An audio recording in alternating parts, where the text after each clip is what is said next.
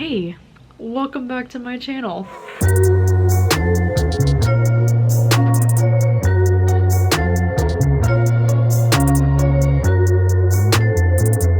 It is still Wednesday night. I am literally picking up right where I left off from the last vlog, and I'm going to be reading Clown in a Cornfield tonight in the dark. Yes, I technically did read the first 108 pages of this in the afternoon, but you know what? Nothing really creepy has happened in this book yet, so I feel like that's fine, because I feel like the true purpose of this challenge is to like read some scary creepy shit while you're in the dark. So hopefully that will happen tonight. I have my little reading light here with me, and I'm just planning on lighting a few candles and then getting all nice and cozy in bed and being scared. It is 11:40 at night right now, and I don't work tomorrow morning, so I can stay up as late as I want tonight reading this book. So we'll just have to see how things go, how freaked out I'm feeling, if I can even sleep after this ever again, who knows.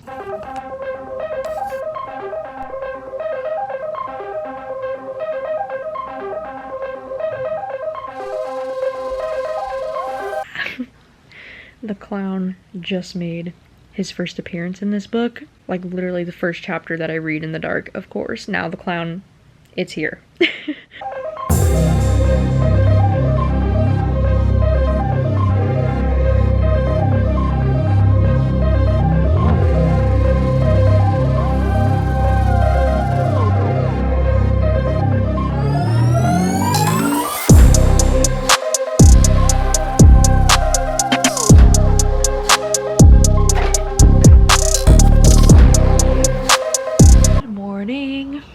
Day 4 of Summerween, and last night I spent a lot of the night reading Clown in a Cornfield in the dark, and I stayed up until 1:30 reading, and then I didn't fall asleep until like 2:15ish. I don't really know, but this book was pretty terrifying to read in the dark because of the whole like clown thing, you know. Clowns just like really genuinely creep me out, as I'm sure they do for most people. And I was tabbing this book, and I literally had all of the orange tabs. All of the orange tabs is anytime like the clown made an appearance, and then all of the blue tabs are for like the shocking moments where I was like, the fuck, bitch? So yeah, that's how last night was going. There are quite a bit of tabs that I put in this book, and I got all the way to page 245. So it looks like I have about exactly 100 pages left.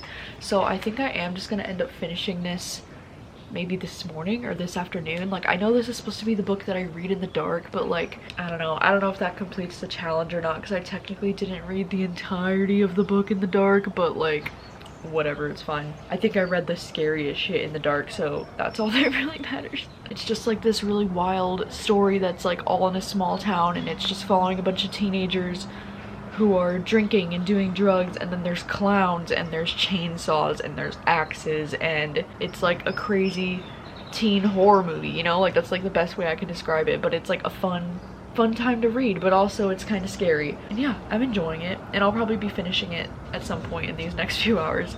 I've been awake since like 9 this morning. I know it seems like it's like late for me to get out of bed at 11, but I've actually been up since 9 because I've been uploading the part 1 of my Summerween vlogs to YouTube this morning, and then I was trying to edit the thumbnail, and I was re-editing it like 15 times because I couldn't make up my mind, and I was so indecisive about what I wanted it to look like.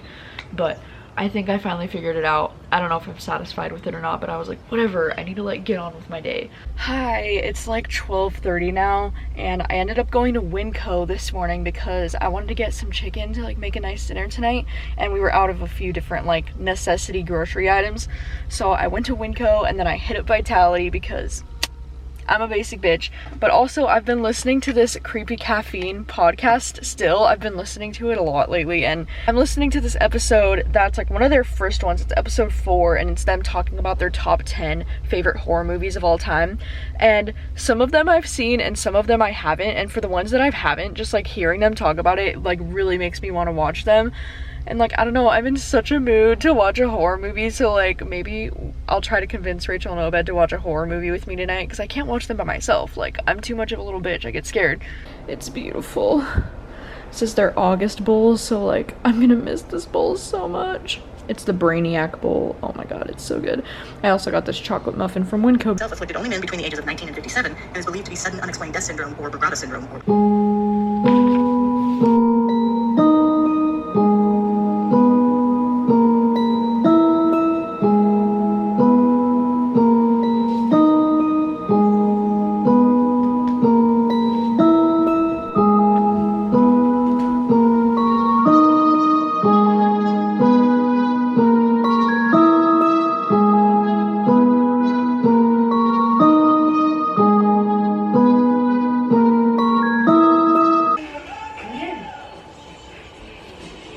He's got his new clothes on.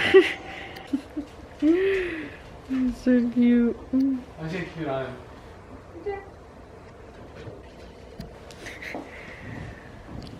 So cute. Hello there. I'm sorry, the lighting is kind of weird right now in my room, so I hope this is okay, but it's been a couple of hours and I finished reading Clown in a Cornfield earlier this afternoon. I don't know, I kind of have mixed feelings about this one. I think I'm gonna end up giving this like a 3.5 out of 5 stars. Like, I really did enjoy this book.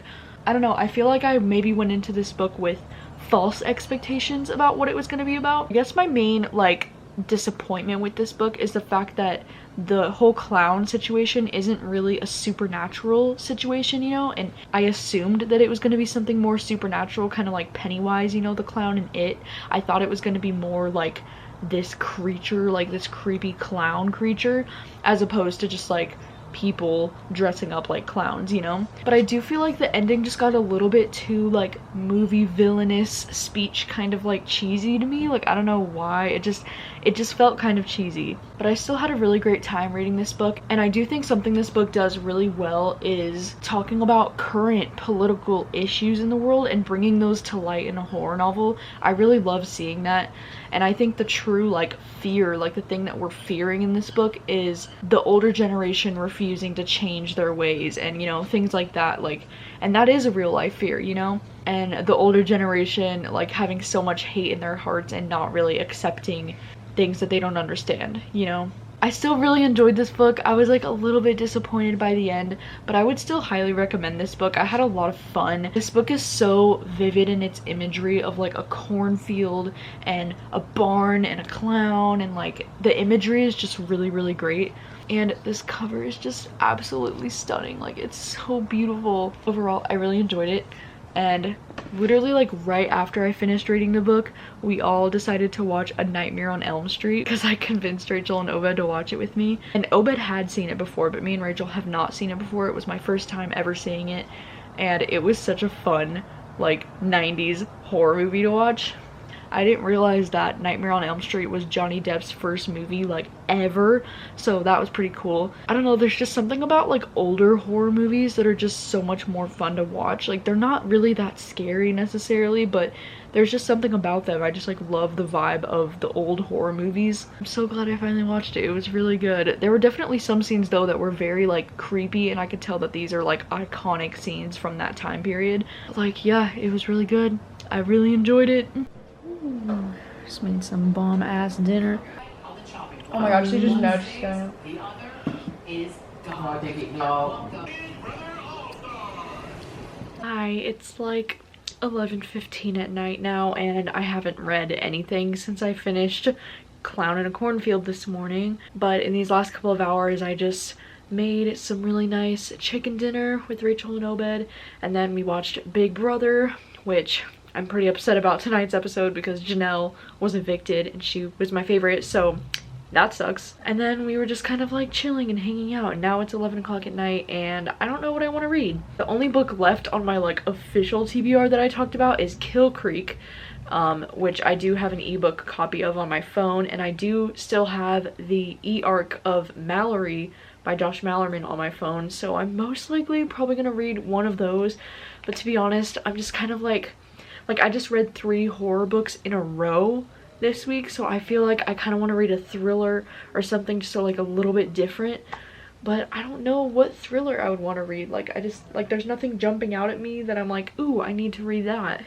It's also New Music Friday. I know it's technically still Thursday night right now, but at 9 o'clock they always release the new songs on Friday for Spotify. And there's so much good music for New Music Friday, so I think I'm just gonna pop in my little AirPods and read an ebook on my phone and just listen to music in the dark and chill out, and it'll be a great night. So Rachel just made some dank ass French toast. We're having a banana and it's lit. It's good. It's lit. It's good. I'm also having this chobani. Good morning. It is day 5 of Summerween already. Can you believe it? Because I can't believe it. I think this afternoon me and my sister are probably just gonna watch Mindhunter on Netflix because everybody keeps telling me to watch Mindhunter after I saw that I was talking about Ed Kemper, the serial killer, in my last vlog, and then everybody was saying that they cover that serial killer in Mindhunter. So it's made me even more curious. Like, Mindhunter's been on my list of shows I've been wanting to watch for like years, so maybe I should have started today.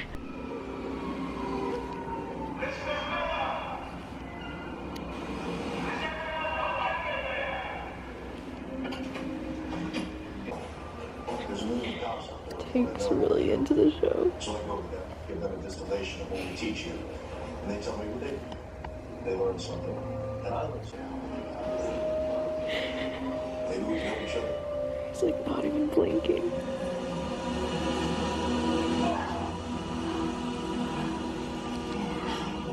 Alright, it has been some hours and I watched 2 episodes of Mindhunter this afternoon with my sister, and I really like the show.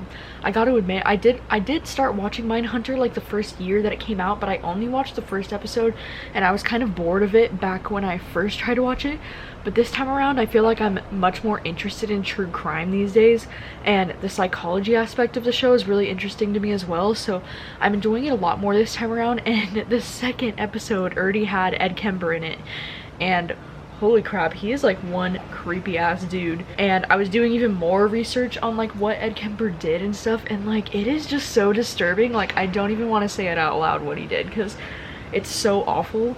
So like, that is a true horror true crime story right there, like holy crap. But the show is really interesting, and I know the show too is directed by David Fincher, who's like one of my favorite directors, so I definitely can't wait to watch more of it.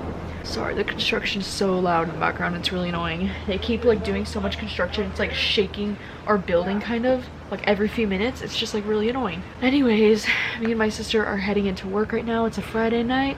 I don't feel like there's gonna be a whole lot of reading happening for me today, and I feel like shitty because I feel like the first half of my Summerween vlogs were so strong, you know, like I just like busted out 3 books right at the start of this readathon, and now I'm like uninspired. So, yeah, we are leaving for work soon.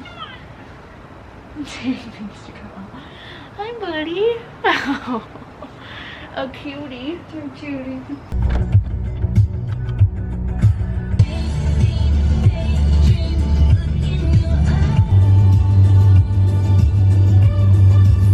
We got blue gloves.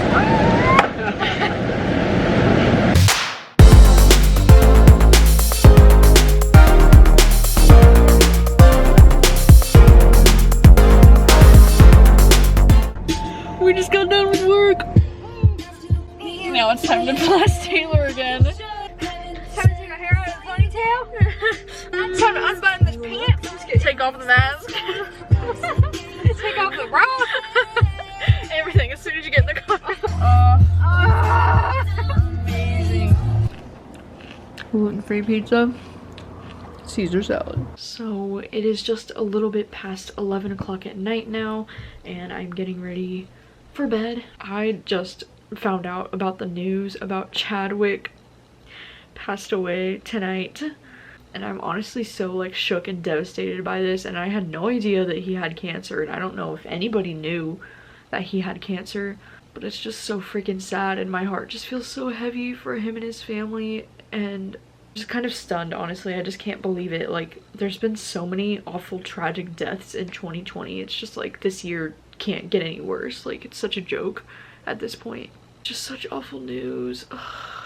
I actually only found out because of somebody's Instagram story. They put a picture of him and then they put rest in power, and I was like, wait, is he dead? Like, I was like so confused, and then I went on Twitter and checked Twitter, and it was like one of the trending things, and I was like, what the hell?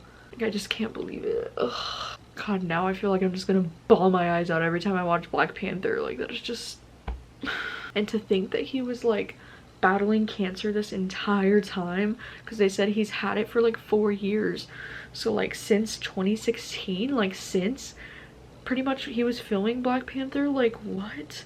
To think he was doing all these action movies and working this hard and like doing all these movies when he had like stage 3 cancer. Like, it's just so crazy.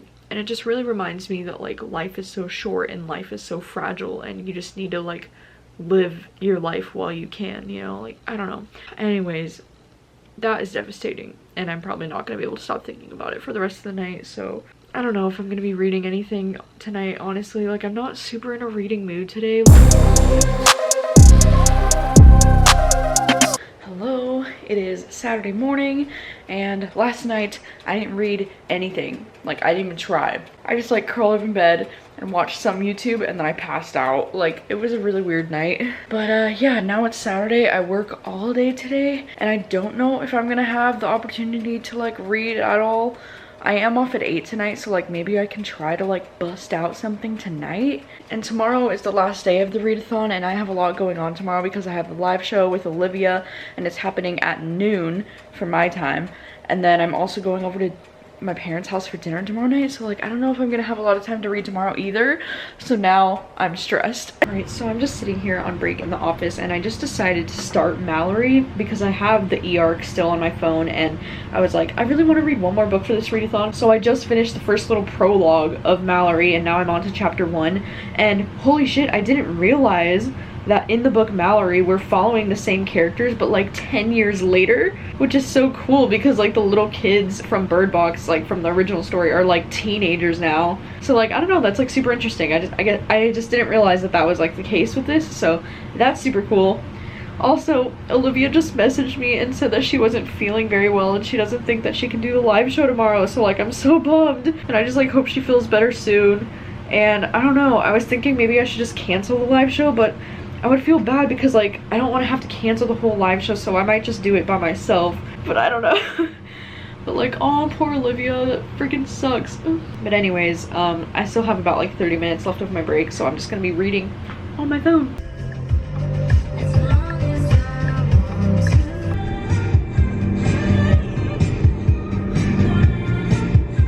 It's like 6 o'clock at night, and I just got home from work, and we just ordered some DoorDash from Chipotle. And also, look at this adorable little AirPods case that I just got. It's midnight green for the color, and it comes with a little clip that I can just like put it on my purse or something. Isn't it so cute? While I was on break today though, I did get like 50 pages into Mallory, and I'm actually really enjoying this. Like, I've heard from all of my friends that this book isn't that great, but so far I'm actually super intrigued by it, and there was already kind of a like thing in the plot that I think was kind of like a plot twist. Like, I didn't see it coming, so like I'm already super intrigued, and I really want to read this book now. So I think I'm gonna try to read a lot of this tonight, hopefully. Tank's going into my room. Say hi to the people. Say hi. Hi. Yes.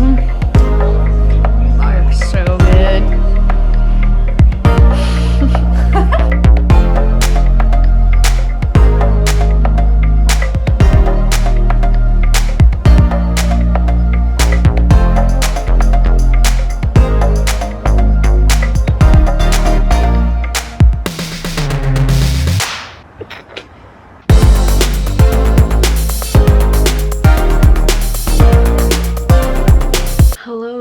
It is now about like 11:40 at night, but I have done quite a bit of reading tonight. So earlier tonight we had some food, we ate Chipotle, and then I got this random urge to want to deep clean our patio because our patio has been kind of covered in like spiders and cobwebs and just a bunch of things. It's been pretty much unlivable out there for like the last 2 months, so I just got sick of it, and I'm like, I want my patio back. So I spent some time cleaning all the cobwebs, and there were some spiders out there, and it was really scary, and it was just like, ugh. But everything's fine now, and I was able to sit out on the patio, and I was able to like paint my nails, and then I was reading some of the book out there while I was like watching the sunset, and it was magical. And then TBS was playing Black Panther because of Chadwick, so we decided to watch that. And while we were watching Black Panther, I was also simultaneously reading on my phone still. And now I'm already on page 218, and there's only 320 pages, so I'm 68% of the way through this book already, and I'm super impressed by this book. I'm really enjoying it, and I feel like this is a very strong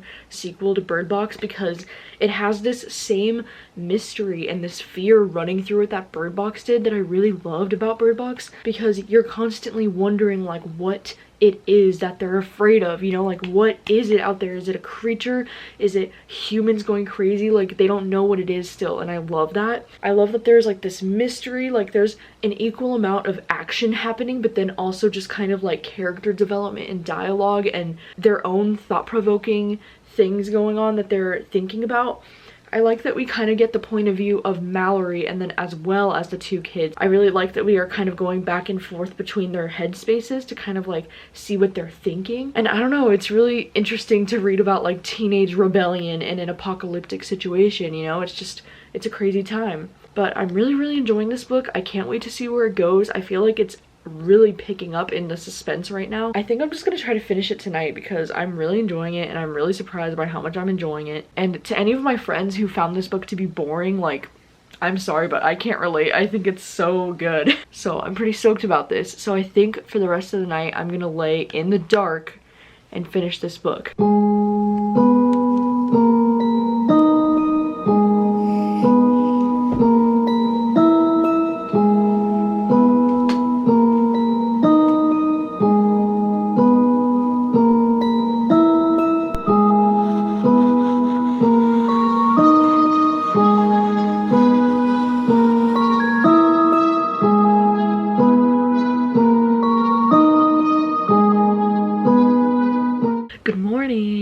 So last night I stayed up until like 12:45 in the morning finishing Mallory, and honestly I did not expect to literally start that book and finish it within the same day. Like, whoa. And I've gotta say, I think I'm giving this book 5 stars, and I think I enjoyed Mallory more than Bird Box, which is something I never thought I would say either. But I think since I went into the book with my expectations lowered, because I knew that some of my friends didn't enjoy it, I think I just enjoyed it even more. And like, to me, this book keeps all the mystery of Bird Box. Like, I love that we still have this mystery and like this fear of the unknown. I love that we still don't know what exactly these creatures are. Like, we don't know what they look like, we don't know like what they can do. It's still kind of like a mystery, but I feel like this book is like a perfect blend of like this mystery and like this fear of the unknown, and that's where the horror aspect really comes into it. But then it's also some like really intense action scenes where I'm just like, my heart is racing for these characters, and I was like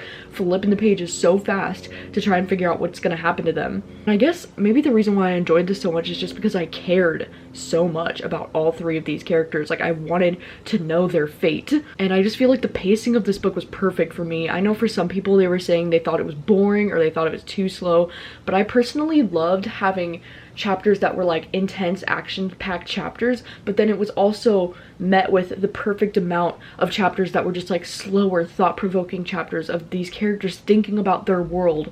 And it's just interesting to see how their world is still so similar to the world that we knew at the beginning of Bird Box, but also so different. I don't know, man. I just had so much fun with this book, and I'm like mind blown that this book ended up being my favorite book that I read for Summerween. Yeah, unfortunately, I think I'm gonna have to wrap up these vlogs here because I would like to start editing these today so I can get them up as soon as possible. And in about an hour, I'm doing the live show on my channel for Summerween, and I'm so sad Olivia won't be able to join me, but I'm just gonna go ahead and do it. And yeah, so this week was super successful. I was able to read 4 books, which is more than I thought I was going to be able to read, and I think I completed 4 out of the 5 challenges. I think the only one that I didn't complete is read a book with a haunted house in it, which is unfortunate, but I wanted to read Kill Creek, but at the same time I was like, holy shit, this book is like 400 plus pages, and I just wasn't willing to take on that big of a book this week, I guess. But out of the 4 that I did read, I think my favorite of the week is Mallory, which is like the one that I had as an ebook, because that was the only 5-star book for me this week. But then I think after that, I don't know, I feel like it's a close tie between 1922 and My Best Friend's Exorcism. I really enjoyed both of these for different reasons. I just had so much fun this week. Like, all of these books were really surprising in different ways.